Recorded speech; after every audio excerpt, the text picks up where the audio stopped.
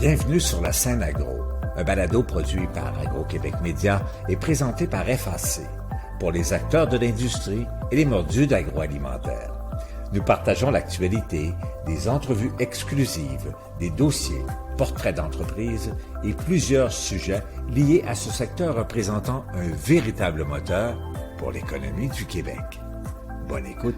Ici Lionel Levac. De passage au récent Cial Paris, l'ambassadeur du Canada en France, Stéphane Dion, affirmait qu'il est essentiel que les entreprises de l'agroalimentaire québécois et canadien soient présentes sur la scène internationale. Dans un entretien que j'ai eu avec lui, l'ambassadeur Dion ajoutait que ce serait une erreur que de se replier sur notre marché interne. Je vous rapporte les propos de Stéphane Dion et ceux d'entrepreneurs présents au Cial Paris 2022. Voici mon reportage.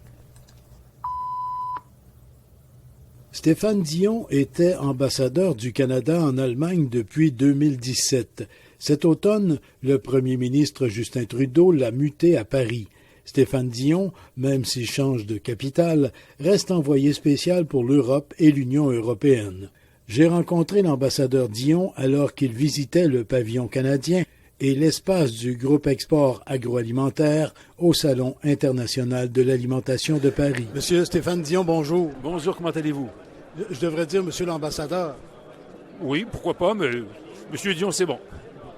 Monsieur Dion, monsieur l'ambassadeur, vous êtes au Cial Paris, au pavillon du Canada. Vos impressions? C'est très important que les Canadiens soient là, avec une forte représentation québécoise en particulier, parce que les Français attendent beaucoup de nous, attendent beaucoup de nos produits, ils sont extrêmement curieux, extrêmement intéressés. Alors il y a des opportunités, il y a des occasions extraordinaires pour nous.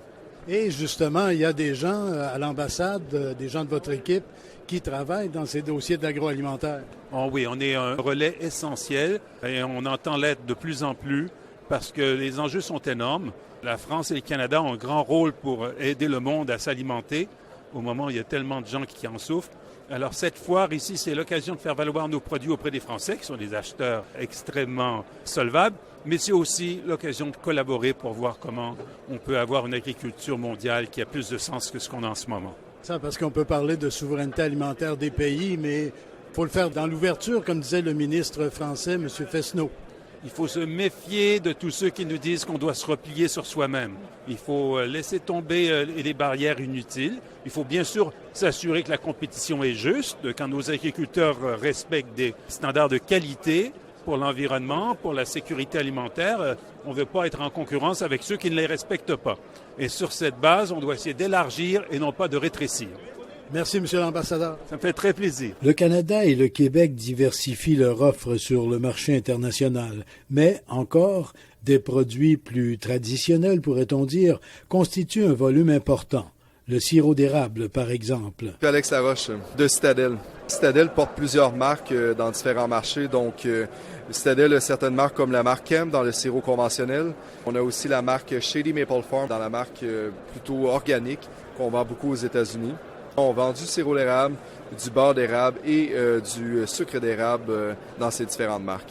Les produits de l'érable, de façon générale, c'est probablement le produit ou les produits phares de l'exportation québécoise en Europe. Je me trompe pas, là. Vous tenez le haut du pavé, là, peut-être à l'exception des viandes, là, pour les volumes, là, mais le sirop d'érable est déjà bien implanté ici. Oui, elle s'est bien implantée, puis c'est sûr que ça paraît dans le pavillon canadien puisque d'autres entreprises présentent dans ce domaine-là.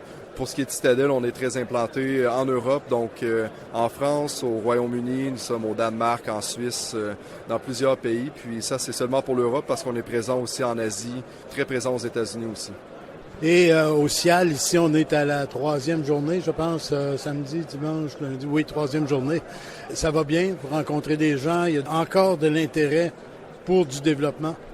Oui, encore de l'intérêt. Pour nous, c'est de rencontrer des clients qu'on a de longue date ici, faire des nouvelles rencontres pour de nouveaux clients dans ces pays-là. On a remarqué beaucoup d'intérêt, surtout aujourd'hui, étant un lundi, je pense qu'il y a plus de gens présents qu'en fin de semaine. On voit l'engouement pour le sirop d'érable, on voit la curiosité des gens qui passent, qui posent des questions sur le produit, puis qui admettent aussi la qualité, la pureté du produit du sirop d'érable du Québec. Bonne chance et puis beaucoup de bonnes rencontres. Merci, certainement. Ça va bien se passer. On exporte également de plus en plus de canneberges. Sylvain Dufour, vice-président au développement des affaires chez Fruits d'Or. Et M. Dufour, vous êtes à Paris au Salon international de l'alimentation, un salon gigantesque.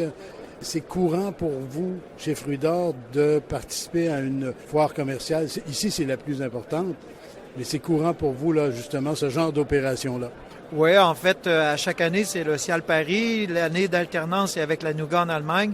En fait, on en est à notre 22e participation cette année. En dehors des 2 années COVID, devrais-je dire, par contre. Mais oui, c'est fréquent pour nous. On a un produit, en fait, qui s'exporte très, très bien, qu'on retrouve pas beaucoup dans les marchés en Europe. Donc, pour nous, c'est des opportunités extraordinaires qu'on vient cueillir ici à Paris. Votre marché de la canneberge, vous l'avez travaillé depuis une vingtaine d'années maintenant ici sur le marché européen. Oui, tout à fait. Et par contre, ce qu'on se rend compte, c'est qu'il y a toujours des nouvelles opportunités qui se présentent, des nouvelles utilisations, des nouvelles entreprises aussi, là, qu'il y a quelques années, qui étaient peut-être pas d'un volume assez intéressant pour faire affaire directement avec nous. Maintenant, c'est le cas. On a ces entreprises-là qui s'additionnent à celles qu'on a. Donc, ça permet justement à Fruits d'Or de poursuivre sur sa croissance. Et la réponse est bonne, beaucoup de bons contacts. Excellente réponse. Cette année, entre autres, on est ici avec notre gamme de produits nutraceutiques qu'on appelle, donc pour tous les produits de santé naturelle, qui est relativement nouveau chez nous. Alors, on est ici pour introduire cette nouvelle gamme de produits-là, et ça se passe très, très bien. Bonne fin de salon. Merci beaucoup. Mais comme vous avez pu le constater dans mes reportages précédents, on diversifie beaucoup l'offre avec, par exemple, des produits transformés ou préparés chez nous. Guillaume Crousset, Épices Crousset. Épices Crousset, c'est québécois, ça? Oui. Magog, canton de l'Est. Magog. Oui. Votre gamme, ça va de quoi à quoi? Vous ne me nommerez pas tout parce que vous avez énormément de produits, là. Non. On a autour de 150 mélanges d'épices différents, puis on a peut-être l'équivalent en épices pures. Donc, on aurait peut-être une centaine de mélanges d'épices pures comme telles, 150 mélanges, qu'on vend à différents secteurs de l'alimentation, autant au détail, services alimentaires, industriels, marques privées et les microbrasseries. Pas mal les 5 secteurs qu'on couvre principalement au Canada. Dans le domaine des épices, c'est dur d'acheter local. La cannelle, malheureusement, ne pousse pas au Canada. Donc, on achète, nous, par contre, nos épices le plus possible à la source. Paprika vient d'Espagne. On achète la baie de genièvre qui vient de l'Italie ou qui vient de l'Albanie. On achète de l'ail, de l'oignon de l'Inde. On achète du poivre du Vietnam, des piments du Mexique. On essaie d'acheter le plus à la source possible, question d'être compétitif au niveau des prix et avoir une qualité de produit qui soit irréprochable. Votre expertise, elle est dans l'achat d'une part, mais également dans la recette, dans la façon de faire les choses et de conserver une qualité originelle des produits. Exactement. Oui, vraiment, nous, notre créneau, c'est les mélanges, mais les mélanges de qualité. On ne fait pas de substitution de produits, il n'y a pas d'ajout de rehausseur de saveur, de produits chimiques. On fait vraiment des mélanges d'épices pures, auxquels on ajoute peut-être le sel, là, mais c'est un rehausseur de saveur naturel.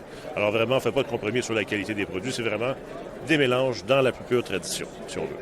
Au Cial Paris, où vous êtes actuellement, vous venez consolider, pourrait-on dire, des parts de marché que vous avez déjà. On en veut toujours plus et c'est légitime. Si la concurrence est toujours vive dans des domaines comme ceux-là, c'est intéressant pour vous de venir au Cial? En fait, c'est la première fois qu'on vient au Cial Paris comme ça. On a fait à peu près tous les Cials en Amérique. Toronto, Montréal, Las Vegas. On en a fait plusieurs. Mais ça fait déjà pratiquement 2 ans qu'on démarche avec des courtiers en Belgique, en France, en Allemagne pour développer le marché. Et là, comme tel, on vient un peu, si vous voulez, concrétiser les démarches entreprises depuis 2 ans. Mais vous livrez déjà certains produits ici, là? On vend beaucoup en marque privée en France, principalement à Nice, à Bordeaux, dans la région parisienne. Principalement, c'est ça. Mais là, on veut développer un partenariat au niveau de la distribution à chérie, donc hôtels, restaurants, institutions et détail. Donc, c'est vraiment ça qu'on veut venir concrétiser. Enfin, qu'on espère concrétiser. Bien, on vous le souhaite. Monsieur Crousset, merci beaucoup. Le développement de marchés internationaux demande de grands efforts et un soutien financier. De grandes institutions financières étaient également au Cial. François Touchette. Je suis un exécutif de la Banque nationale. Je suis vice-président responsable de l'agroalimentaire pour tout le Canada. Et vous êtes au Salon international de l'alimentation de Paris. Vous avez un intérêt particulier là, pour ce salon. Vous partez d'ici avec des idées particulières. Vous avez été surpris par quelque chose en particulier? Oui, il y a beaucoup de choses dans votre question. Entre autres, la taille du salon est impressionnante. On voit tous les producteurs mondiaux réunis au CIAL, beaucoup d'innovations de produits, beaucoup d'innovations dans l'emballage, le packaging, beaucoup de préoccupations sur l'environnement aussi. Et beaucoup de gens d'affaires qui étaient pressés de se revoir aussi suivant la pandémie. Ce qui m'a impressionné beaucoup aussi, c'est le réseautage qu'on a pu y faire. Dans mon cas, un de mes objectifs d'être ici, c'est d'accompagner les entreprises du Québec, des clients qui sont eux-mêmes au CIAL, donc d'être proche d'eux. Donc c'est pour moi une présence de marché, un leadership de marché, d'être présent ici. Donc c'est l'occasion de passer du temps avec beaucoup d'entreprises, rencontrer des gens nouveaux qui sont intéressés pour le Canada et de pouvoir les accompagner dans ça. Donc, l'occasion du CIAL est une belle occasion de réseautage, de confirmation de marché et de présence et d'être aussi opportunistique dans les rencontres, vraiment. Donc, vous retournez au Québec, au Canada, avec plusieurs idées inspirantes là, pour la suite de différents dossiers et peut-être de nouveaux dossiers. Absolument, absolument. Les clients ont des projets. Souvent, une institution comme la nôtre, on est là pour encadrer et donner des idées, suggérer des structures et pour les accompagner dans leurs projets. Donc, on est heureux de le faire et ils s'attendent à ça de nous. Et nous, on est là pour ça. Donc, on est bien heureux d'être là et les entreprises sont pleines d'ambitions. Ces ambitions-là sont souvent géographiques, mais sont souvent aussi dans la recherche et développement de leurs propres entreprises. Et donc, c'est souvent une expansion d'usines, une expansion du catalogue de produits. Ça implique également la banque quand on est dans cette philosophie-là. Mais souvent, ce que je remarque en 2022, c'est que les entreprises sont à 3 niveaux: croissance organique, croissance géographique et recherche et développement en innovation. Et très actifs, vraiment. Acquisition aussi. Et un événement comme le CIAL Paris, ça s'inscrit dans une perspective à long terme. Là. Ça s'ajoute à toutes sortes de démarches, d'accumulation de données de toutes sortes que vous effectuez constamment dans les dossiers. Là. Oui, je vous dirais, un leader de marché comme nous dans l'agroalimentaire se comporte en leader. Donc ici, c'est le gros salon en agroalimentaire. On se doit d'être ici comme leader de marché. Les gens s'attendent à ce qu'on soit ici, donc avec des grands partenaires. C'est absolument essentiel qu'on y soit, en fait. On est heureux d'y être et on y trouve beaucoup de retombées. Monsieur Touchette, merci beaucoup. Merci à vous. Martin Ostigui, du Fonds de solidarité, FTQ. Monsieur Ostigui, le CIAL Paris 2022, c'est immense. Vous l'avez vu, vous l'avez pas mal vu. Comment vous trouvez ça? C'est une plateforme à l'innovation, à la recherche de l'innovation. C'est une plateforme pour rencontrer plein d'entrepreneurs québécois en même temps et de pouvoir pousser des nouvelles idées à nos clients à Montréal. Parce que des idées au CIAL, il y en a. Il y a tellement de nouveautés, de choses qu'on ne voit pas sur nos marchés. Et ça peut inspirer bien des gens. Là. Ça inspire beaucoup de gens. Il y a même eu cette année l'épicerie du futur. Donc ça, c'est un kiosque qui est intéressant. Et pour nous, Fonds de solidarité, qui est une nouveauté cette année, il y avait également les CIAL Talks, qui est les nouvelles compagnies en ébullition qui venaient rencontrer, comme dans les Dragons, pour expliquer leur plan d'affaires. Donc c'était vraiment excellent cette année. Donc, est-ce qu'on peut dire que vous repartez du CIAL Paris avec des idées assez précises, assez pointues, face à des clients déjà ciblés un peu? Oui, en fait, durant le CIAL, à chaque fois qu'on rencontrait, on envoyait en texto l'image, la photo à nos clients. C'était direct. Les clients apprécient beaucoup cette information-là. Et donc, on a plein de bonnes idées. Merci beaucoup. Mille merci, bonne journée. Darlene McBain de FAC. Bien, Monsieur Levac, je vous dirais qu'il y a 3 raisons pourquoi FAC a un intérêt à venir visiter le Salon international à Paris de l'alimentation. Premièrement, je pense que c'est une belle opportunité pour nous de montrer à nos clients que nous les supportons dans leur développement. Venir au CIAL pour nos clients canadiens, c'est une opportunité pour développer des nouveaux marchés à l'export et aider à agrandir leur opportunité d'affaires à travers d'autres pays dans le monde. Donc, pour nous, c'est de supporter nos entreprises en ce sens.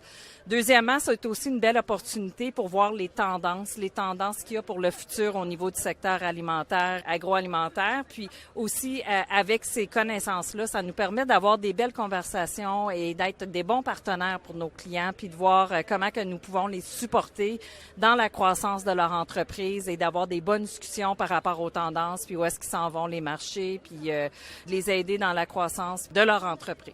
Avec l'ampleur du CIAL Paris 2022, vous manquerez pas d'inspiration, là.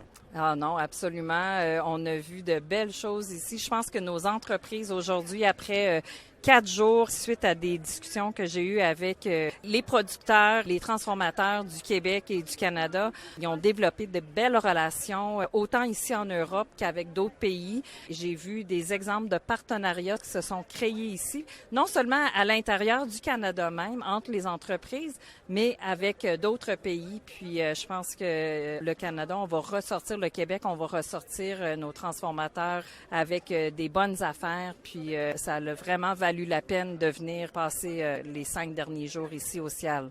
Et le prochain rendez-vous, CIAL Toronto. Absolument, on va y être, c'est certain. Merci beaucoup. Merci beaucoup. Ici Lionel Levac. Effectivement, le CIAL Toronto, qui vient en alternance avec celui de Montréal, est en préparation et se tiendra en mai 2023. Au revoir. Vous avez aimé ce contenu? Suivez la scène agro pour rester à l'affût de l'actualité agroalimentaire. Merci et à bientôt.